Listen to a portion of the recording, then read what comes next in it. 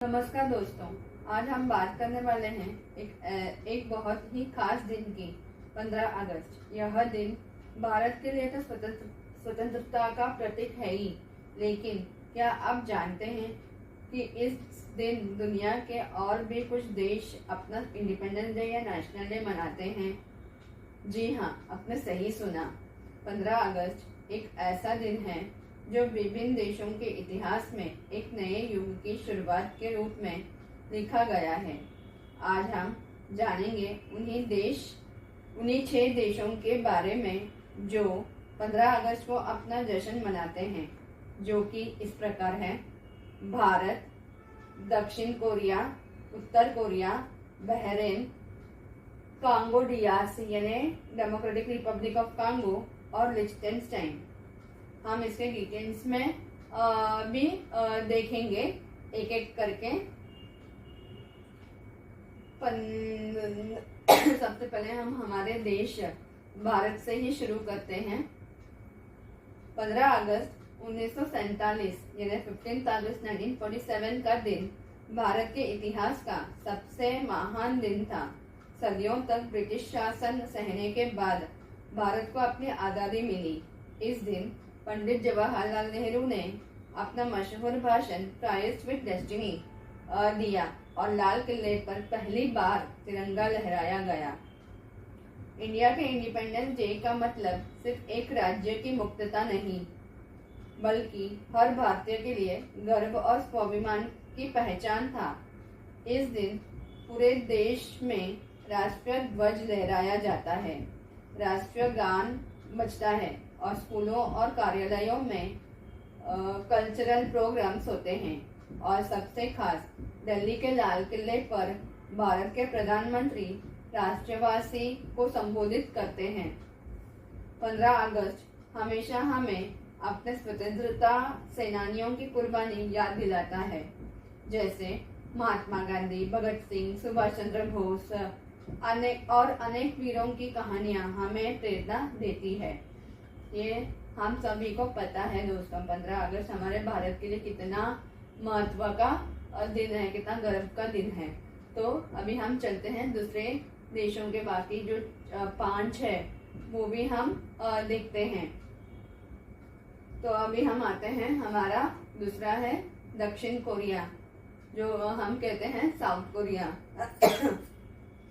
South Korea भी 15 अगस्त को अपना इंडिपेंडेंस डे मनाता है, जिसे वैनबोक-जियोल कहा जाता है, जिसका अर्थ है लाइट ऑफ रिस्टोरेशन, यानी अंधेरे के बाद रोशनी की वापसी। हाँ, जैसे सूरज सुबह में आता है, शाम को अंधेरा हो जाता है, फिर शाम को अंधेरा रहता है ना दोस्तों। तो ऐसे फिर रात होती है, तो रात को फिर सुबह होता है, तो सूरज फिर से हमें आ जाते हैं, तो उसी को हम बोलते हैं हम अंधेरे में थे लेकिन फिर से हम उजाले में आ गए। तो वैसे ही उसका मतलब होता है।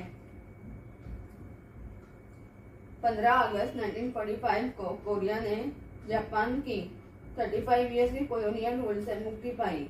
साउथ कोरिया में इस दिन राष्ट्रीय झंडा तेकुगजी, जिन्हें जैसे हमारे भारत में ध्वज को तिरंगा कहते हैं, वैसे ही वहाँ पर दक्षिण कोरिया में तेकुगी ऐसा कहा जाता है, लहराया जाता है और कल्चरल परेड होते हैं और पैट्रियोटिक सॉन्ग्स गाए जाते हैं। और हम अभी देखेंगे उत्तर कोरिया, जो कि उत्तर कोरिया जिसे हम नॉर्थ कोरिया भी कहते हैं, क्योंकि उस वक्त उत्तर कोरिया दक्षिण कोरिया एक ही हुआ करता था 1945 में। वो बाद में अलग अलग हो गए। अगर आप चाहो, अगर आप कमेंट करोगे कि हमें जैसे हमारा इंडिया पाकिस्तान एक ही था, लेकिन जैसे हमारा इंडिया और पाकिस्तान एक ही था, तो भी हम अलग अलग दिन अपना आज़ादी का दिन मनाते हैं, लेकिन वहाँ पर एक ही दिन मनाया जाता है। दक्षिण कोरिया के साथ साथ उत्तर कोरिया भी इसी दिन अपना आज़ादी का दिवस मनाता है, 15 अगस्त 1945। ही नॉर्थ कोरिया भी उत्तर कोरिया भी जापान के शासन से आज़ाद हुआ था। इसी दिन यहाँ विशाल सेरेमनीज होती है। लोग अपने लीडर्स को याद करते हैं और देशभक्ति का प्रदर्शन करते हैं। यहाँ इस दिन को जोगू का है बांगुई नाल कहा जाता है।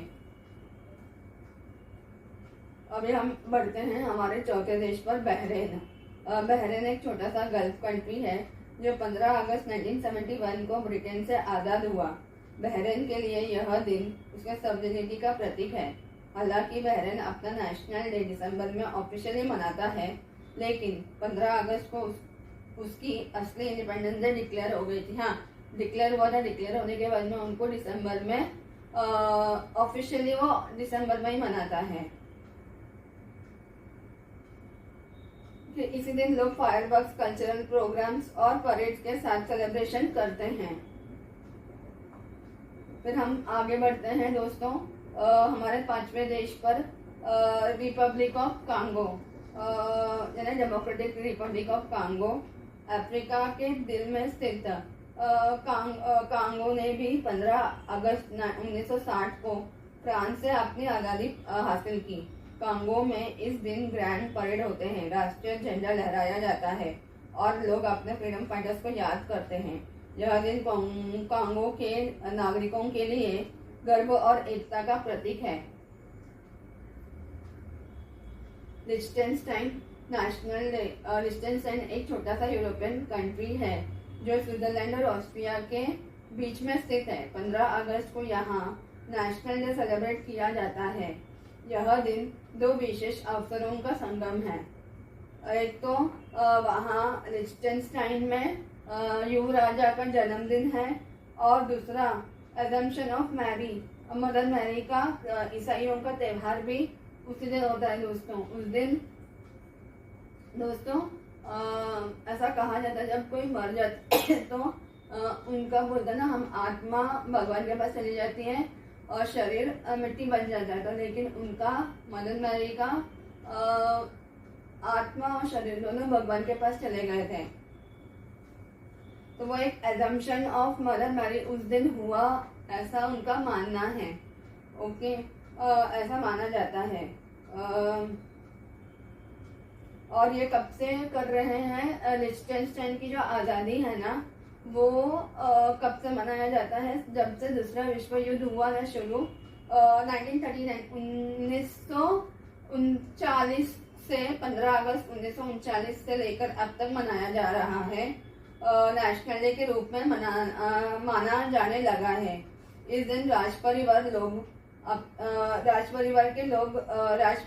लोगों से यानी जनता से मिलता है। राष्ट्रीय उत्सव होते हैं और शाम को शानदार फायरवर्क डिस्प्ले के साथ सेलिब्रेशन किया जाता है। और दोस्तों मैं एक बात बताना भूल गई कि जो बहरीन है हमारा, तो बहरीन अपना कॉन्स्टिट्यूशन पूरा गल्फ कंट्रीज में, चाहे सऊदी हो गया या आपका कतर हो गया, यमन हो गया, ओमान हो गया, ये सारे जो है यूएई हो गया, ये शायद इन्होंने भी अपने जैसे ही कॉन्स्टिट्यूशन लिया होगा। ओके, लेकिन बहरीन ने अपना खुद का कॉन्स्टिट्यूशन तैयार किया है, खुद ही ने अपना कॉन्स्टिट्यूशन बनाया है। ओके,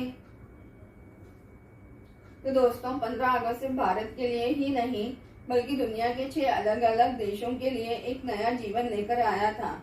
भारत ने ब्रिटिश रूल से आज़ादी पाई, कोरिया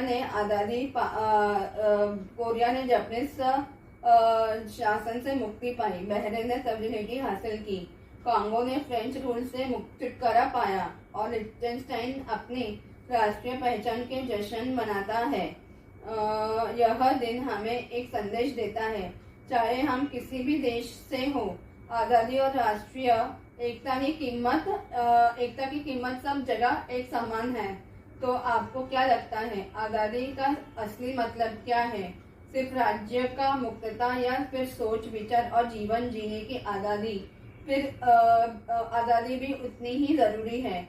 अपने विचार कमेंट में ज़रूर बताइए।